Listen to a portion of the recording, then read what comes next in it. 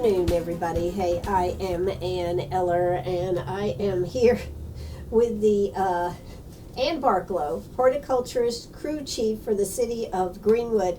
Slightly damaged, but still here all the same. How you doing today, Ann? I'm doing good, Ann. Thank you. Yeah, you got this arm all bandaged up here. What happened here now, Ann? I understand the gamecock wasn't too pleased with you doing some pruning underneath his tail, or was it something like that? Well, it was something like that. He didn't like me changing out his begonias. Well, you know, when you touch a gamecock's begonias, you're in for problems. Let me just tell you, we all know that. Well, I know it now. I have a broken wrist to prove it. Wow. Okay. So, but you're still carrying on. Yes. Yeah. It was bad timing for a broken wrist, so I just hopped back on the saddle the next day. So. Okay. All right. But not on the gamecock. Not on the gamecock. I haven't really gone near the gamecock since that happened. Stayed away from the gamecock.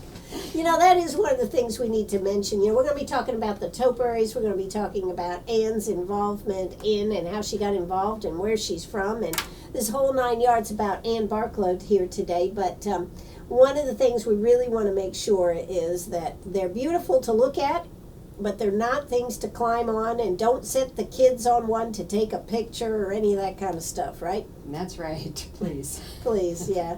Last year they actually had some damage because of vandalism type things, and we want to make sure that doesn't happen. And the other thing that anybody that's listening should know is there are cameras everywhere, aren't they? Yep. They have a live video stream, so they can catch anybody. So, please don't. I mean, they're beautiful for everybody to enjoy, and of course that is the beauty of it. And, you know, just since you've put them out in the last week, what an uptick in Uptown Greenwood. People showing up, whether it's at night, in the afternoons, in the mornings, people are out there enjoying them. Yeah. Really must make you feel good. Well, it's what we work for, and, Yeah. and we do. We have a lot of stress and a lot of work, and when we get out there and see all the people enjoying them and the children, it makes it all worthwhile. Yeah, I mean, just a phenomenal collection, and I got to say, they look great this year. They really look great, Ann. Thank you. How did you make this all come together? Well, we started the design process really during the previous Festival of Flowers, and we start researching plants in the winter, and we began preparing all during that time and talk about what plants worked, which ones didn't, what we might try this year. And so it's really an all year job. So And, you know, the amazing thing is that you're able to put them all in one place in that big greenhouse right there up from the Index Journal, and keep the temperature pretty good for them. We were talking about earlier how certain plants are kind of picky on the type of environment that they have, and that makes it a little difficult too, doesn't it? yeah, it makes it real difficult because we do try different plants from different areas and different regions, and they're not always happy growing vertically in moss. So that's the issue. So we kind of have to see, will they try it? Like the Dichondra Silver Falls we used on the Mermaid, and we used it to make up a waterfall under the Tiger. That one was great. I mean, when you research it, it takes heat, takes cold, takes water, takes dry, takes... Sounds like the perfect plant. I like it. I will take it. And I've seen it growing. We watched it grow in pots, and it seemed to really take all the heat and humidity. And I thought, well, I kind of didn't want to give the Mermaid gray hair, but it was just too irresistible of a plant. And I think it worked really well for her. Speaking of the Mermaid, she's had a, well, as of today she hasn't, but I mean I did notice that, seeing how she's sponsored by Piedmont Plastic Surgery, it looked like she'd had a breast enhancement. Yeah, but not after today. Not after today. I understand she had a breast reduction. But it'll be better by another couple weeks. Another so, couple. yeah. Did you talk to Dr. Vaughn about this? I didn't, and I didn't hear from them, so I think we're okay so far. Okay, all right. So the plants will keep growing. Yes, they Yes. will. Yeah. Yeah. That's got to be kind of challenging too, to get the plants all together on the same page to look good all the time, because this is really a pretty long time. They came out the 1st of June, and they're going to be out at least through mid-July. That's right. And actually, we started a little earlier this year because it was so stressful to try to get them out right after Memorial Day, Right. and which is the last week in May. And that gives us 4 days, unless we want to work weekends, which we don't. So we really actually started bringing them out the week before that. So Wow. with that, So that creates a lot of stress for the plants too. I Sure. mean, it's stressful on y'all, but it's also Sure. stressful on the plants. Yeah. So when you're dealing with, working with all these plants, we were just talking, it's really only 2 weeks till the big weekend. Mm-hmm.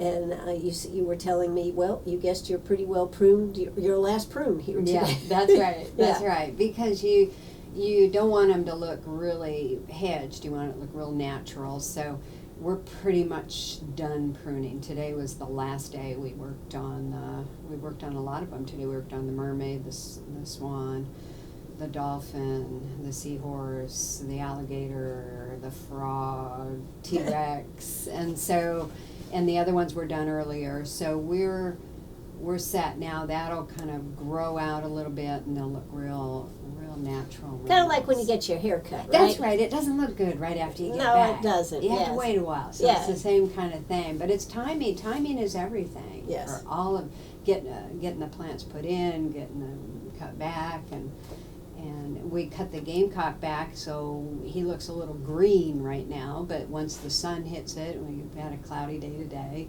it'll get that garnet color. I've never used the word garnet till I moved here. Garnet. It's a South Carolina thing. It really is. Speaking of that, Ann is a transplant herself. And we're going to hear a quick word from our sponsors. When we come back, we're going to talk a little bit about her background, how she ended up here. It's fascinating stories, as I always am trying to find. So why don't you keep it right here? We are on WCRS. Hey, if you got a question or a comment, give us a call, 229-7984. That's 229-7984. We'll be right back. That's right. Good afternoon, everybody. Hey, I am Ann Eller, and I am here with Ann Barklow. Ann, we are going to talk more about the topiaries and everything, but one of the things I always love to talk about is a little bit about you. You are not from Greenwood. You are a transplant. I am. And where are you from originally? I'm from Los Angeles, California. Well, that was a little speaking about plants that grow well and ones that don't, that was a little culture shock then. It really was. It really was. And I wasn't going to do horticulture when I got here. I did it for 25 years back home as a landscaper. But I was already acquainted with your soil. Right. I was acquainted with your heat and your humidity. And I had absolutely no interest in doing horticulture here. Absolutely no interest. Did you hear that, Charlie? Yes, and look at her today, man. So what happened? What brought you here to Greenwood? Well, our friends moved here and we came to visit. We were looking to get out of the crowds and the cement and lack of Concrete nature. jungle, Yeah, yes. the concrete jungle and the traffic and everything. So we thought, well, let's start in Greenwood, South Carolina, and visit our friends there and see if we like that. Right. And we really liked it. So we Packed moved here. everything up Yep. and came here. We did. We did. Now, when you look back and you look at what they're going through in Los Angeles and California with the drought and everything out there, I would be curious, how do you think they're going to do out there, since everything is water-based? I actually was just talking to somebody who has a business out there. They're in the diamond business, and he says he's not sure. He thinks it's just a way for them to jack up the price of water out there. What have you seen or heard? I'm sure you're hearing some. Yeah, it's pretty bad. But I worked in drought-tolerant gardens. That was my specialty back home, and we created a demonstration garden for the use of drought-tolerant plants, and it's Is that pretty, called cactus? Well, no, there's actually some very nice tumbleweeds. No, there's Tumbleweeds. Oh, okay, Ann. there's actually some beautiful plants that are drought tolerant, but you know, it's a serious dilemma they have there, and it's something we've been preparing for a long time. And when you compare it to here, California, at least in the Los Angeles area, they get about 9 inches of rain a year. A year? And that only happens in a few months. Wow. In February, like maybe from November to February. And unlike here where we get, 50 inches all year long. Right. And so it's, it's got to run out when you got, You when got you're that, getting yeah. so. Well, I would just be, what do you think's going to happen with the with all the fruits and the vegetables that we get out of California? Yeah, I don't know. I mean, I I don't know how they're going to do it unless Yeah. something changes. And then I wonder about the stars out there, the Hollywood stars. Will they be bringing in helicopters? You know how they use the helicopters with the rain to rain down on forest fires? Will they be having them come in and drop water on their particular garden, their particular area? I'm sure that's what they're going to do, Ann. Yeah, I mean, I think it's possible. You never know. Yeah, that's right. So the rest of the area is parched and everything, and then you see rain coming in, and you realize, oh, it's just another star, starlet or whatever. Yeah. But so when you moved out here, you had no intention of doing any more landscaping, etc. Except were you going to? I guess because you're a master gardener, you probably want to do it in your own yard, or did you go with concrete in your yard? No, I didn't. I did. I grow. I have a large vegetable garden. I grow a lot of my own vegetables, and so I was kind of interested in just doing it on my own. I took the master gardener class so I could learn how to garden here because it's a rather hostile environment to grow in. It's hostile? Well, it seems to me. I mean, you're dealing with drought plants in California, and our area is hostile. Well, it rains 2 inches in 10 minutes, and then you get 115 degrees the next day, and your tomatoes explode, and from all that. So, it seems kind of a harsh environment to grow in. See, I never knew we were harsh here in South Carolina. But, I think the biggest problem, in South Carolina is all the red clay. Yeah. The clay makes it very difficult to plant and whatnot. Yeah, it really does. And we had sandy soil back home, so that was really, it'd take you 5 minutes to dig a hole where it takes you an hour here. To dig a hole, exactly. But so you have a big garden. I do. I guess you've really gotten into South Carolina farming, raising vegetables, etc. Yeah, you can grow a lot of things and they grow fast here. Okay. Yeah. So. All right. And what about your husband? What does he do? He has his own business in heating and air conditioning. Oh, okay. Yeah. So he's busy. Yeah, he's busy right now, actually. Actually, he is. Well, that's great. So, any idea? So you're perfectly content to have moved to the Oasis, Greenwood, South Carolina. Mm-hmm. I love it here. That's great. So, if you didn't want to do this as business or as work, how did you end up working for the city and become the Horticulture Crew Chief? Well, I saw an ad in the paper. That's the first problem. And I thought, maybe I could do that part-time, maybe. That'd be kind of fun. Yeah. It's pretty uptown. Yeah. And I do like the Part-time. Topiaries. Yeah. Just part-time. Yeah, just a little bit. Right. And I thought the Topiaries were kind of cool. I thought they were weird when I first got acquainted with them. It was through the Master Gardeners. Only because I came from a drought-stricken land, it seemed like we were watering topiaries a lot. Right, So I thought exactly. it was strange. But so I just thought, well, it doesn't hurt to apply for it. Right. So I applied for it, and then I got an interview. Well, it doesn't hurt to go to the interview. And then I really liked the director, Billy Allen, and I thought that, I could do it part-time. But then it turned out full-time, and then it turned out more than full-time.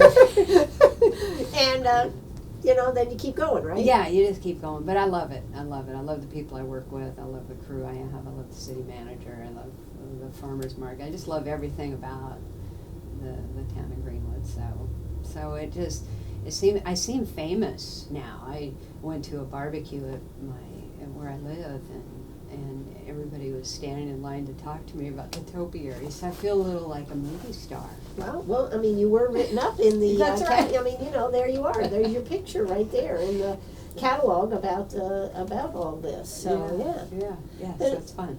It is fun, and it certainly brings a lot of attention to Greenwood. Yeah. One of the people that you have highlighted, somebody that I didn't even know that had been involved from the very get-go, Nancy Collins. Mm-hmm. Yes. She actually, I guess, did she go down there to Disney and As far as I know, she did, yes, and trained on the topiaries and with Kay Self and Catherine Smith. And just has over the years worked thousands and thousands and thousands of hours volunteering. Wow. With them, and she's an extremely talented artist. Now, I noticed she actually totally redid the butterfly. She redid the butterfly, she did the seahorse, she did the blanket and the headdress on the elephant, she did the blanket on the horse, and we're actually kind of dangerous together because we're both artists, and so we're kind of like, we often say that, we're dangerous together in here, we try to do all kinds of different things, like let's put some fringe on the bottom of the blanket of the horse, I mean, and let's put a little succulent up top and make it look like Real crown. Yeah. So we have a lot of fun, and I was one that got the ears on Harley the dog. The It's supposed to be a Labrador. It looks like a Labradoodle or something now. It doesn't, but it's cute. Yes, it is. Everybody loves it. It's cute. It looks like the ears were teased, right? Teased. Maybe that's what we should say. Yeah. Yeah. So we have a lot of fun designing different topiaries and putting different touches on them and seeing how that looks, and we go to plan A to B to Z on any given time, and some plants don't work and some look dumb, and right. We just kind of just fool around, and we're doing things at the last minute, and just trying to make them look good. One of the things I think a lot of people don't realize is you can't just take them out at the appropriate time and then take them back to the greenhouse. You actually have to tear them down and start over. Not all of them every year, but you do have to tear them down and take it all the way down to the base, correct? We do a lot of them that way, but what we do, we take them back and we cut a lot of them. We cut them all back, and we spray them with some oil to smother any pests around them before they even go back in the greenhouse. Some of them get torn down completely. Mm-hmm. We had a lot of disease issues on the butterfly this year, which we're working with Clemson on. And so that one will probably get torn down completely if we've had any problems like that. But yeah, there's a lot of work to be done. Right now we're cleaning out and sterilizing the greenhouses, and we've grown a lot of the plants for the topiaries, so we have another greenhouse that we use for that, and we'll be sterilizing that. All the plants are out, and so it's a constant work to do to keep the topiary. It's amazing. Not to steal a phrase. Feed me, Seymour. Exactly. I mean, it is a lot to take care of them, and you grow so many of your own plants too, don't you? Yeah, we do, and we start designing the landscape and the topiaries early on, and we have to order the seeds and start making cuttings of plants early on and propagating. We have a large propagation area. We make our own plants. We have master gardeners that come and bring us seeds from all kinds of plants. We've got one plant out there called Purple People Eater. Yes. And it's angel's trumpet, and it's beautiful. And so we have a lot of unique plants that they give us seeds for out of their gardens. Wow. So we have a lot of fun with that. And it takes so many people to do this. I mean, you said you have 8 people working with some of the people with the city come in and help out on days where it's rainy and they can't work outside, etc. But still, it takes a lot of people to make this all come together. Oh, yeah. And we had tons of volunteers this year. Tons. And we had the Lakeland's Master Gardeners were there almost weekly. And we had the Gamecock Club, we had the Clemson Club, we had the Lander University alumni. I guess they all worked on their own. They didn't cross over. They didn't cross over. Yeah. No, the Gamecock people weren't working on the Clemson. Okay. No. And we didn't schedule them the same day. No, didn't schedule them on the same day. See, this is good. Hey, we'll be right back. Don't you go away. Are you a pirate or a pack rat? Do you have a vacation of a lifetime sitting in the attic? Or a college tuition hung on a wall? Or is a fabulous retirement hidden in your jewelry box? Bring those items to Sharp Facets Gallery. We can establish value and buy from you or sell for you. And so ends another chapter at Sharp Facets Gallery, 72 Bypass, and on the web, sharpfacets.com. Oh, that's right. Here we are back here, Sharp Facets Gallery. We've just been, we're talking about topiaries, and we've been talking about some interesting things off the air here. We may decide to share some, we may not. Okay.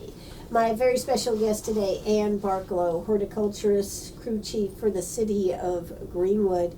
You know, the City of Greenwood keeps getting bigger, though. I mean, have you noticed your job is expanding? Yes, it Yes. is. And how about when they build the farmers market and all of that down there? I guess that'll require more plants and everything too, right? Yeah. I know, I look forward to it, but then I think, like you're saying, wow, that's more work. Yes. And of course, that'll mean, I guess, more space for topiaries, right? Yeah, maybe so. Maybe so. Yeah. You might need another greenhouse. I was thinking we should. You should. Helping you out right here this afternoon, Ann. But you know, one of the things that that a lot of people may not realize is that I find this amazing. You actually had pest scouts coming in to help out and chart the progress of the pests in the greenhouse. Correct? Yes. It's very important that in a greenhouse that the pests don't get out of control, and then they're very hard to manage. So with pest scouting, and that's actually a job that people do professionally, but I got master gardeners to do it as their volunteer hours. And so we had them come in every week, and we had a microscope, and we had hand lenses for them to look through and see the pests. And they learned to identify pests, and then they would mark the areas with blue painter tape. And so I could see where the pests were, and we would talk about it. And they learned a lot, and we learned a lot. And we just got an eye on everything before it got out of control. And then with the pests that we'd have, we would release beneficial insects that we bought. What does beneficial insects mean? Beneficial insects are, I think the most familiar one would be ladybugs that eat aphids. Right.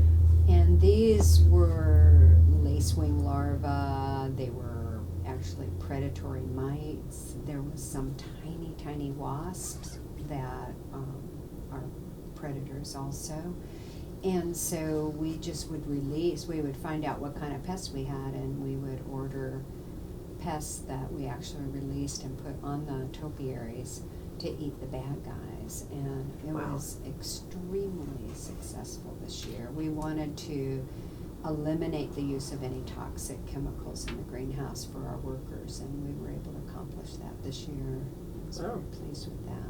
Thanks to the pest scouts. The pest scouts, yes. Now, how many pest scouts did you have? I think we had a total of 6 that we started with, and so 3 would come one week and 3 would come the next week.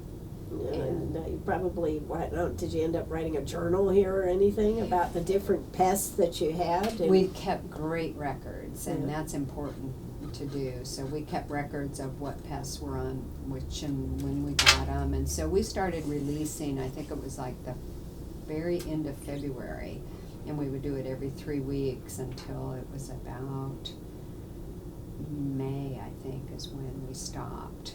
And so it was extremely successful. Wow. You know, it's you know, I guess one of the other things is because it is a greenhouse, it's an enclosed environment, and the control of the temperature, because if you think about how much cold weather we had, you might not have had that problem, but you were keeping it at a 65-ish degrees in there, so it was perfect growing temperature not only for the plants but for the pests. Yeah, and actually 65, we try to keep it a little low, and 65 they grow a little bit, but the pests don't get really bad until we get like over 70, so there wasn't too many to manage at that time. And we started the pest scouts, I think, in February. So did they have an official badge?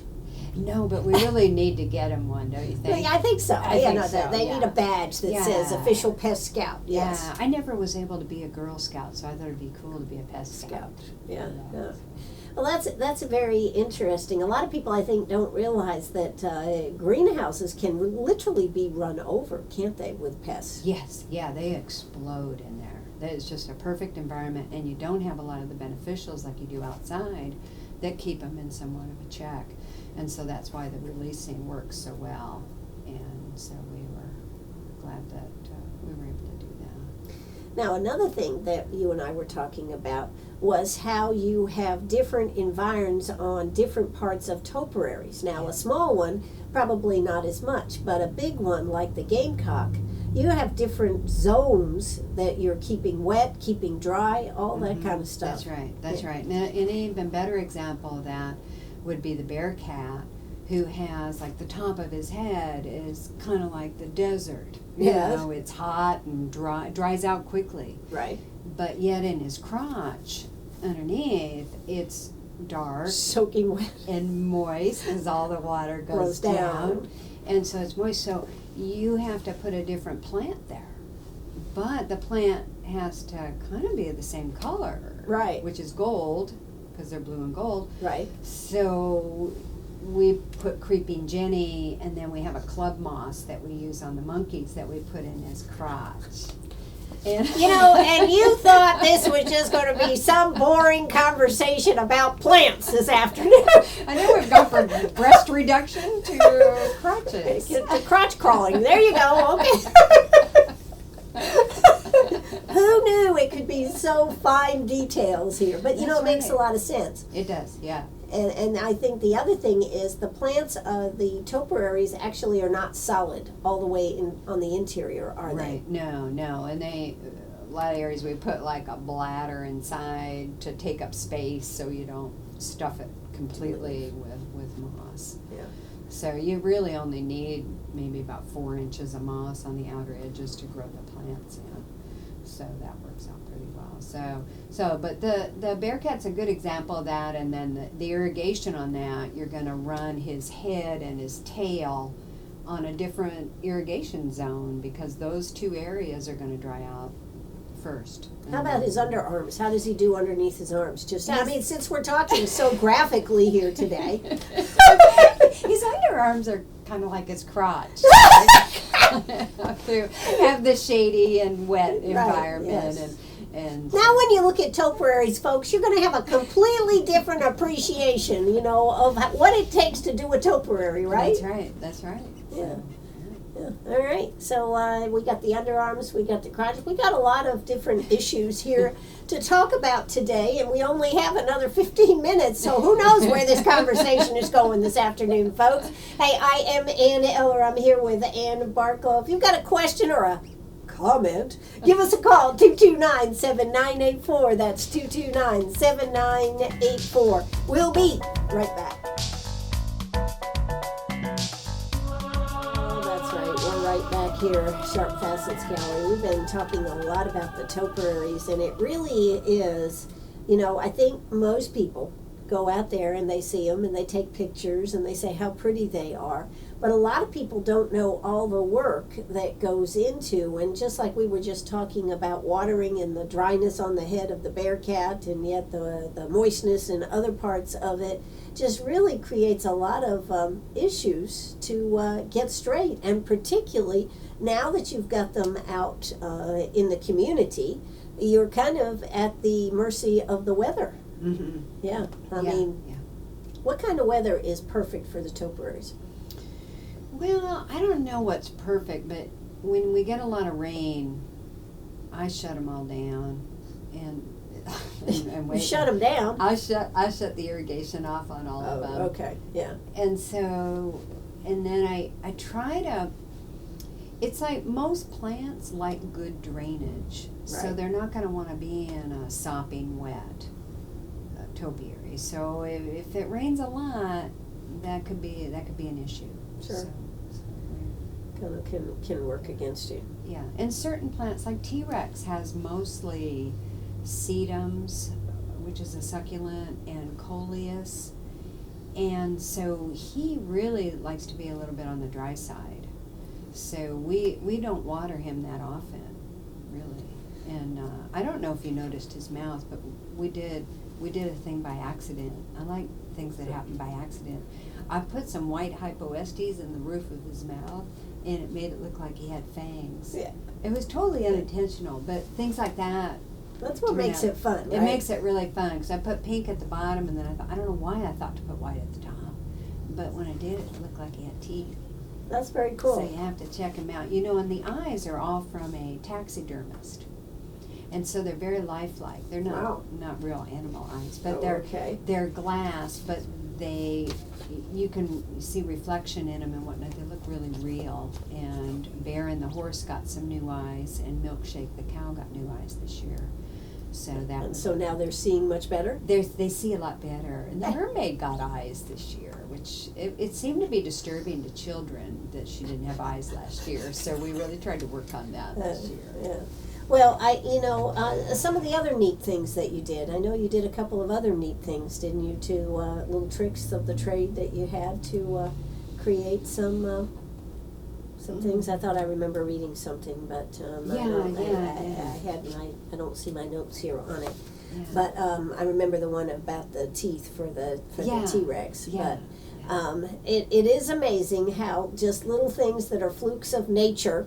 Can really turn into something good. Yeah. It's a lot of fun. We try a lot of different experiments and different things. So it's great. It's like a little wonderland to work in. You know, it's a lot of fun. Now, do you like all the topiaries? Or is there one or two maybe that are your favorite, and is there one that really bothers you to work on? I remember a couple of years ago, I thought you didn't like one of them. I have an aversion to the monkeys. You don't like the monkeys? I don't know why I don't like the monkeys, but I don't like them. Okay. And people think they're really cute, and I just am annoyed by them. So did you work on the monkeys this year? No, I didn't. You didn't have to? I put volunteers on it. See, that's part of the joy of being the crew chief, right? That's right. Yeah, you can have You don't have to. Yeah, I just remember you had an aversion to something. I couldn't remember what it was. But, one of the things that we should talk about is how many man hours, gosh, does it take, and all the people. I mean, I understand even Charlie Barano, our city manager, was down there helping. Yep. I think he would have liked to have been there a lot more. He really enjoyed it. And there's something about when you get leaders working in the greenhouse, they are just really hard workers. Yeah. And we had Charlie in there, and Julie Wilkie, and Billy Allen, the director of public works. His wife was there. We were just full up of volunteers from everywhere. So I tell you, I don't know how we would have pulled it off without it. Sure. And not only that, do you have any school groups or anything doing some of the work too? Yeah, is it District 50, the elementary school? Right. Jonathan Graves and I worked together to arrange to have the kids. We took topiaries to the schools, and they put like the butterfly and the ducks, and Renee, who works with us, she went and handled all the schools and took all the kids, and that's a big deal to them. They get to come and see, and I put those plants in, and and it's a real big deal to them. And we like to give them a little history about each one of the animals, like the cow and the flamingo, and why the flamingo's pink, and it's really white, but why does it get pink? And so it was a lot of education for the kids too, along with the community. One of the things I think you would hope is that maybe it would spark some interest in gardening, at an early age, right? I'm sure it does. And when they come out, they have, ownership in that. They do, and they can tell their mom and their dad that, they did that, and it's a really big deal. So we did have the schools. We had Piedmont Tech horticulture class come in several times. They were a big help. And we've got an intern working with us right now, And when it's all over and done, didn't you tell me you were going to be working with Clemson to try to figure out some of the issues, or what's that about? Yeah, we have some disease issues. We feel confident with the pests, but the disease issues really kind of hurt us a little bit this year as far as stress. And so we work a lot with James Hodges from the Right. Clemson Extension Office, and he is going to approach Dr. Jeffers and Meg, who's our pathologist at Clemson, and see if they can come and pay a visit to the greenhouse, take a look at the environment we're dealing with, the type of growing conditions, because those are very different growing conditions than in your garden. Sure. It's it's vertical, not horizontal. It's moss. It's some areas are wetter than others, and you just so we're hoping that he can come in and give us some preventative solutions to some of our disease problems. We ask for a lot of help. Yeah, well, and I think that's the wonderful thing about the Topiaries is that it does bring the community together, and the effect of everybody being involved in it is such a great effect for the community and for people coming in from out of town to see all this. Yeah, and it's a lot of fun for me. Yeah. Just to have different people there all the time and get to know them. And Yeah, I understand you've become a celebrity of sorts. I am kind of a celebrity. I don't mean to, but I said the Topiaries are a very loved feature of the Festival of Flowers, and I feel like I play a small part in it. I just kind of boss people around. Yeah. Somebody's got to do it, right? Yeah. That is one of the things about the Topiaries, though. When you think back to the first year, I can remember Kay Self and Catherine Smith and Dwight, who is just supposed to be a part-timer helping out there watering them at night, taking off the little flowers around them. Any night you went up there, they were constantly, and of course they didn't have the internal water systems and all the things that have been brought to pass. And on top of that, they didn't have like one central greenhouse where they all were housed together. Gosh, I don't know how they did that. Yeah, and so they brought them in from, I know some were out at Wesley Commons and some were over here, and it was just a lot more organizational problem. At least now, it's really become very organized.